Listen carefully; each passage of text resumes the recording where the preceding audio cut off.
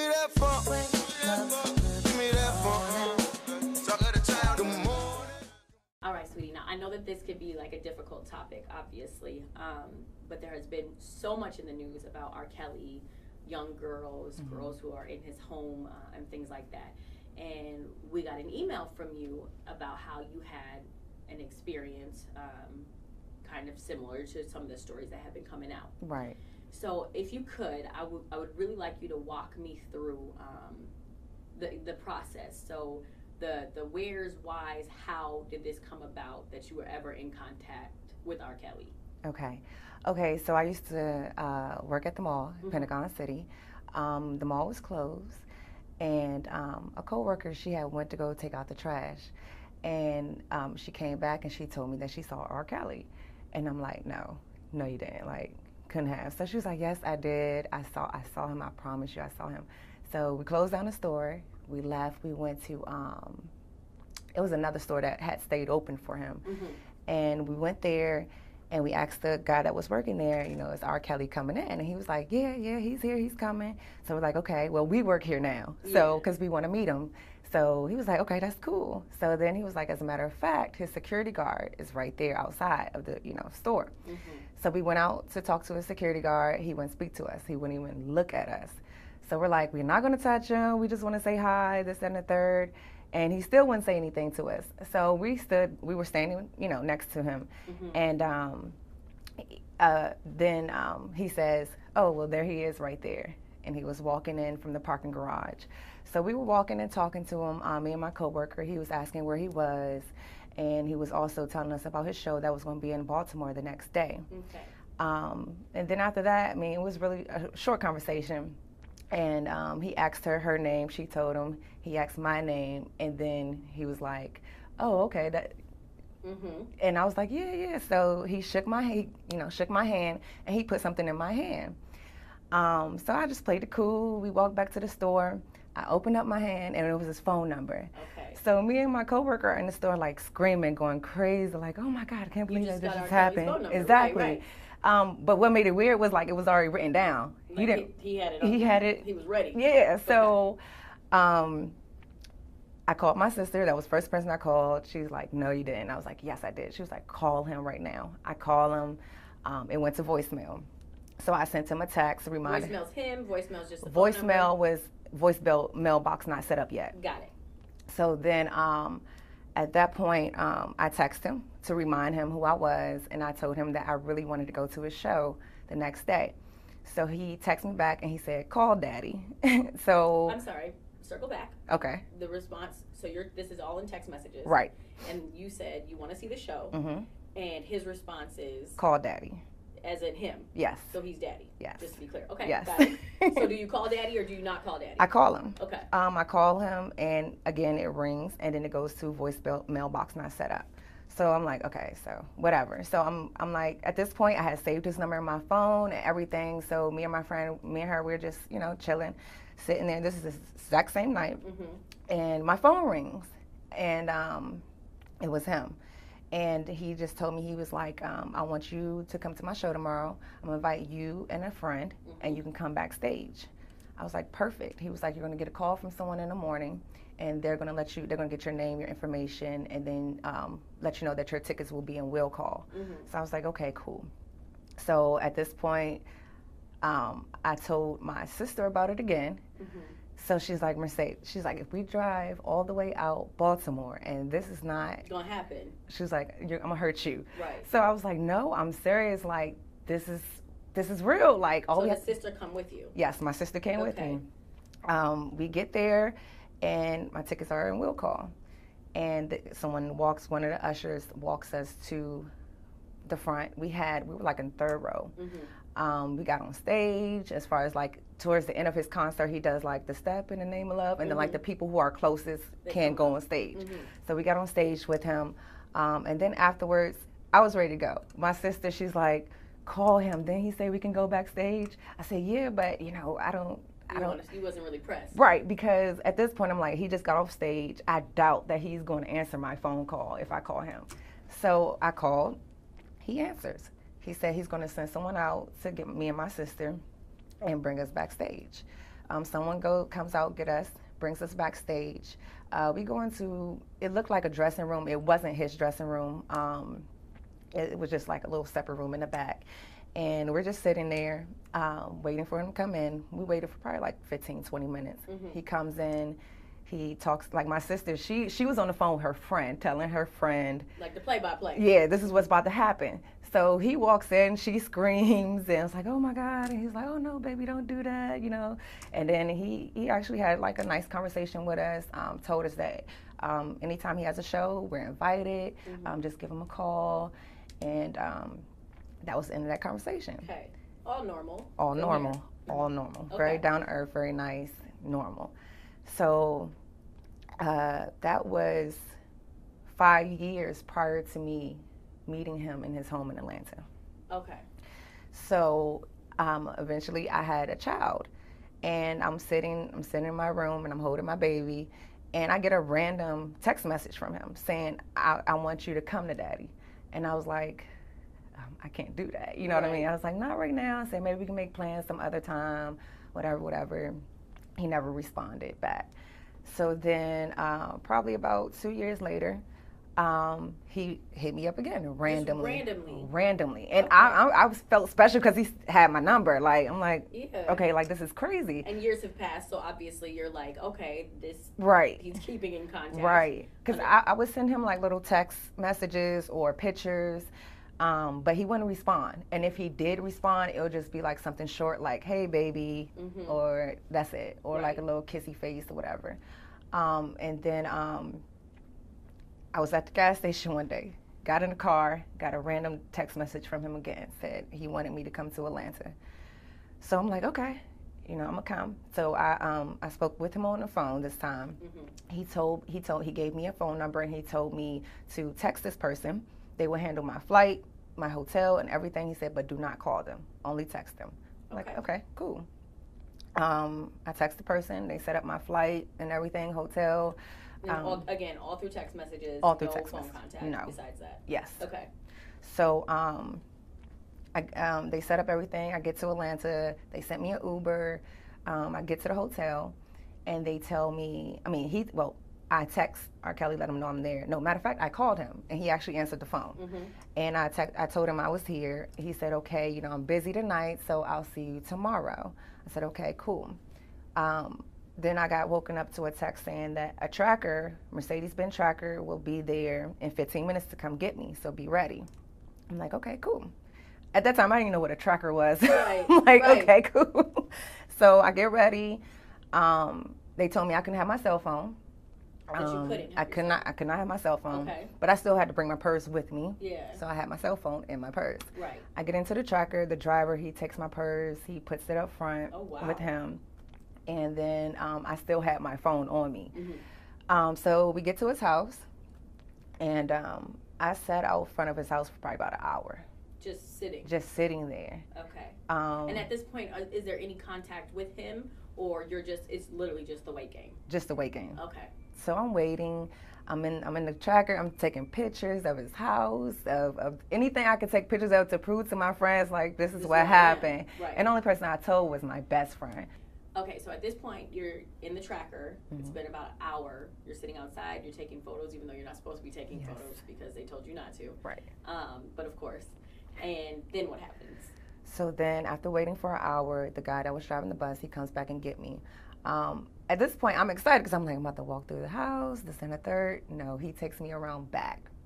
Takes me around back to the basement. I go into the basement, and he takes me to a room where rkelly is. They're like, they look to be businessmen that he was talking to. He was having a meeting.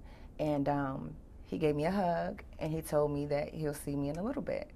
And I said, okay, fine. So from that point, they sent me to the studio, still in the basement. Okay. I'm in the studio for another hour. I'm taking pictures still because he had like a couch down there that was like all Gucci. It was like a black Gucci leather couch, like wrapped around the studio. So I'm taking pictures of everything I can. I believe it was his cousin and his engineer person that was in there, and and I was just listening to the music that they were mixing up.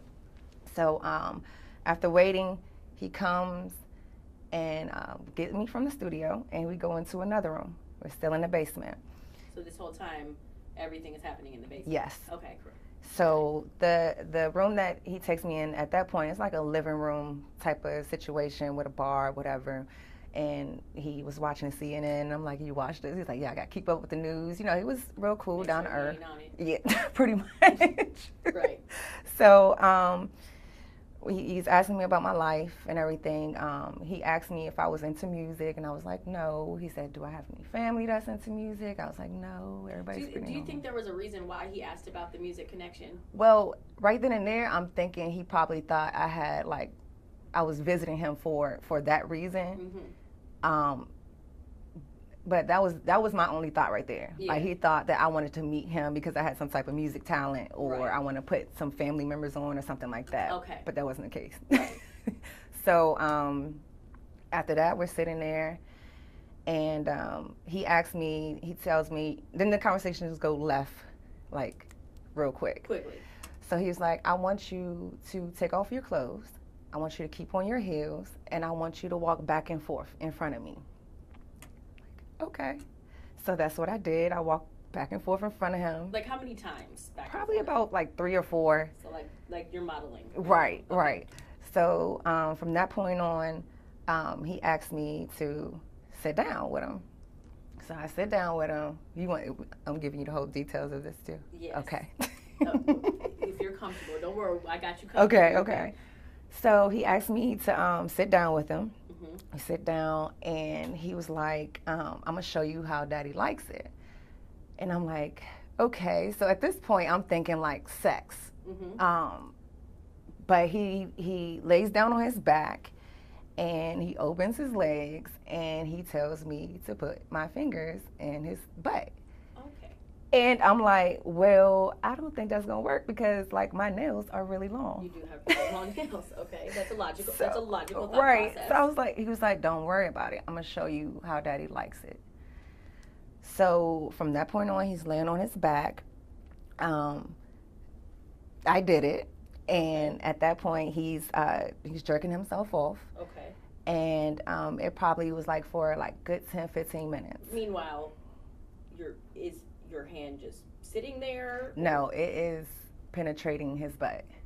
Got you. Right. Okay. And he's not only that, he's helping me with the motion while he's jerking off.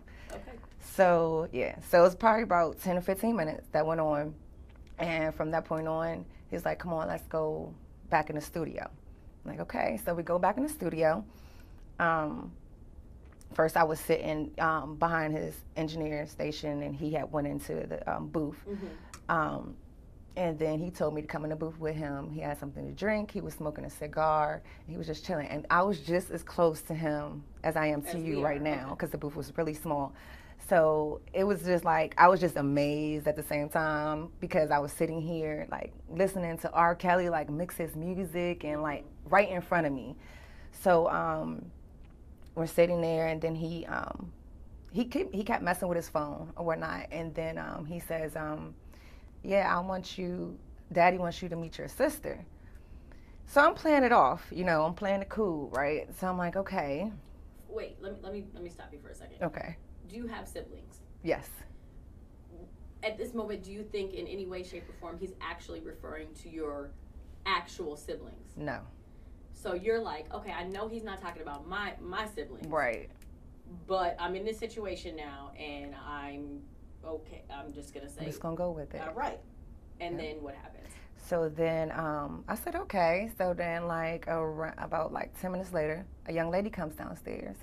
And when he told me I was going to meet her, I'm expecting like some girl that's like a video vixen or something like that. Like, I don't know what type of women he date, but I was just expecting somebody like someone you see on the videos. Instead, what did you see? She was a regular looking girl like myself. She looked a little bit younger than me. And she had her phone, and she was on Instagram, and, she was just chilling. When she did come downstairs, he was like, baby, this is your sister. She gives me a hug. She just went with it all. Yeah. She seemed comfortable. She seemed as if she comes there on a regular basis. That's what it looked like. Mm-hmm. And because she had possibly lives there? Possibly lives there, because she had on like a pink sweatsuit outfit type of thing, and she didn't have on no shoes or anything. Like, she was chilling, like she was comfortable.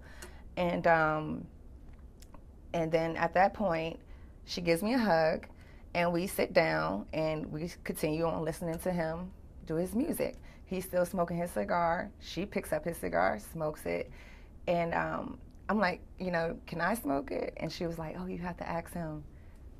Oh. Right. So I was like, okay, right. So I'm like, okay. So I asked him. He was like, go ahead. So at that point, we're just all chilling. She's on her phone, and then she tells him that her mom is coming to pick her up. And he's like, okay. And then we continued on sitting there while he was doing his music. And then she says her mom is outside. She's about to go. And he said, oh, she outside? She was like, yeah. And he was like, okay, I'll see you later.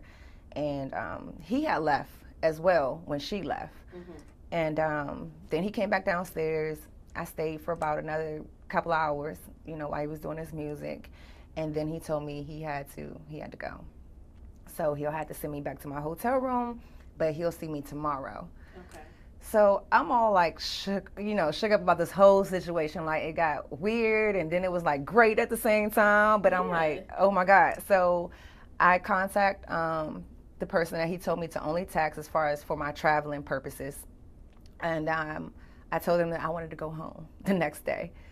And they set up everything, and they allowed me to go home the next day. Now, I remember you saying something about one of the guys at the hotel was mm-hmm. like, oh, this was just like a regular thing. And he had said something about, look outside, I guarantee you there's another tracker out there. Yes. When I first got to the hotel, me thinking I'm going to see him that day, I didn't. So I was in a hotel room all day by myself. I ended up becoming close friends with the guy that was working downstairs at the desk. Mm-hmm. And we went outside to smoke. And behind the hotel I was staying at was another hotel. And I was telling him about, what I'm here for and what I'm doing. And he was like, you're not the first one. He was like, I've seen a few ladies come and go, and they're coming to see him. Mm-hmm. And then while we're smoking, he was like, matter of fact, look right there. Like, they're picking up somebody else right now. And it was the same tracker that I was in, that was in the hotel behind us, picking up someone else. Wow. Yes. So did you wind up going home the next day? Yes, I wound up going home the next day. I texted him. I told him, because I have a son. I was like, I'm about to go home. You said he asked you about. Yeah, he did ask me about he did ask me if I had a child or whatever, and I told him. He asked me about my son's father and our relationship, and I told him about that, and then that was pretty much it. So, present day. Mm-hmm. Okay. These stories are coming out about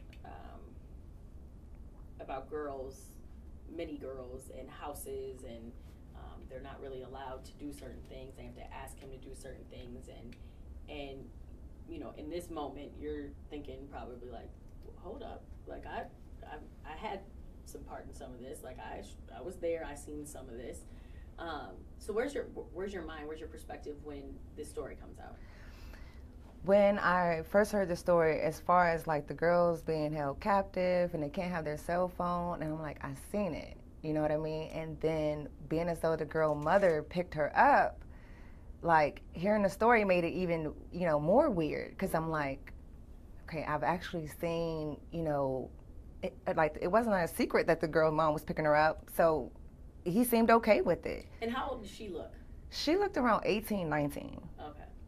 Young yeah, she looked like a young girl, and that was it. But it's a weird situation, because I'm like, I was there, I saw it, and are they being held captive? I don't think so. Yeah. My opinion, I don't think so. Right. But when I think back about it, after hearing the story about him, and when I think back about it, and he was like, I'm gonna show you how daddy likes it, this, that, and the third, and me walking back and forth, and blase, blase. As far... Did it feel like an audition? It did. In a way, yes, it did. Because how you're explaining it and how you're describing it to me, it honestly sounds like an audition. Right. Like, let me see you walk. Yes. Let me show you how I like it, so I can see if you're capable of doing it. Yes. And then I'm asking you questions about your son or your child. I'm asking you questions about, your life, because are you able to be here? Are you not? Right. In retrospect, did it feel like an audition? It did. Yeah. And I don't know, it was just weird. And when I heard the part of the story about him telling the girls like basically sex slaves, he's teaching them how he likes it. That part I definitely believe. Oh yeah. Just from that experience and everything he wanted me to do to him, and him saying to me, I'm going to show you how I like it, don't worry about it, me walking back and forth, I totally believe that part of the story. Right. And so when we think about things like hostages and like sex slaves and all this stuff, I think that people get a little confused when we're saying like, oh, they're being held hostage, because it is very possible that they can leave. You said you saw the young girl leave, her mom picked her up, but I think part of it is also like manipulation. You know, he's a man of power, he's an older man, and these are young girls who people are saying like he's preying on them because he can help them with their music careers, or he can make their life different and things like that. So you know, now that we're here and you know, you kind of witnessed this, and you know, girlfriend probably looked like she was well taken care of, she, you know, whatever, right? But the things that are interesting is she told you she couldn't just give you the cigar. She said you need to ask him. She was just A-okay with you being her sister. Right. Like it was, right? Like y'all aren't related. Yeah. And you guys are now sisters, and you both are referring to him as daddy. Like this is just, it's an interesting situation. Right. Granted, it doesn't prove that anything is wrong, but it definitely raises some red flags. Right. Right. So how do you feel now hearing all the stories? It's not shocking to you, is it? It's not. It's not. It wasn't shocking at all. But just like you just said, like he manipulates him. I mean, I was 25 at the time, and I did everything he asked me to do. So I can imagine being 18, 19, 17, yes, 15, yes, Aaliyah. Yes, exactly. You know? So you were a grown woman, and you went along with it. I went along with every step of the way that he asked me to do. And I don't think, if he asked me to do anything else, honestly speaking, I don't think I would have said no. Because you're in a position of, I'm meeting R. Kelly. Yes, you're here, and it's, you know, there's you are able to say no, but it's also, he flew me here, I'm here, like, you know, it kind of sets a standard. Exactly. So well, you know, I'm so thankful that you told your story, because I think that no matter whatever comes out of this, I think it's really important that people hear your side of it, because like you said, like you just went along with it because you were in that situation. Now imagine being a 17, 18-year-old, 19-year-old girl who maybe wants to be a singer. Exactly. You know, and then she's in this situation and not really, you know, and a lot of those girls might think that they're the only one. Meanwhile, trackers are picking up girls from different locations, you know. So thank you so much for sharing your story. And I'm curious to know, like, you know, young girls who are out at these concerts and they're, you know, they're out here. They're like, oh my gosh, this is this person, and they're starstruck and they're excited. Yes. I'm curious to know, like, your perspective now. As in, like, would you recommend getting into a situation like that, or would you be like, listen, you have to be very careful? Like, what are your thoughts on young girls now going to these shows and the possibility of something like this happening? Well, me personally, I've always been a boring person. I never win anything. I never go anywhere. I've always worked. That's all I've ever done. And having that come about, it was just like, oh my God, this is amazing. Like, I can't believe, like, this is a once in a lifetime chance. Like, I'm so into it. So, like, now that I think back about it now, would I ever do that again? No. So, like, to young girls who go to concerts and meet celebrities, it's more so starstruck, it's money, I can have whatever I want. Trust me, it's not going to be that experience. Yeah. It's not that experience at all. And I'm glad you said that, because when you say, like, you never won anything, or you don't come from, like, all that money and things like that, I think that is a part of the power that R. Kelly possesses. And you are one of the lucky ones. Right. Like, do you feel like that? Do you feel like you're one of the lucky ones? Because you were like, I'm about to be up out of here. I do, because I would say, if anything, my son saved that entire situation. Because if I didn't have him, I would have no reason to go back home. I would have stayed as long as he wanted me to. And I even had a job and everything. But you would have stayed? I would have stayed. Wow. Well, thank you so much. Thank you. Thank you for having me. No, seriously, your story is, it's important. It's very important, especially, like, as mothers, you know, and as a mother, for me, like, I have 2 daughters. It's a very important story to tell, because it is very easy to get grass is greener syndrome and be like, oh, it's probably amazing over there. Meanwhile, you have no idea what's going on behind closed doors. You don't. And it's like some of the young girls who go to the concerts and meet these guys, like you have to realize, like at the end of the day, he's still a regular dude. And you can have sex with him, but you telling people that you had sex with him doesn't mean they're going to believe you. So at that point, he's just somebody else that you just had sex with. And having sex with everybody else too. Exactly. And that's how I look at it now. I mean, there's a few that probably get lucky and marry off or whatever, to become their girlfriend or whatever the case may be, but it's very slim. Yeah. It's very slim. So, yeah. Thank you. No problem.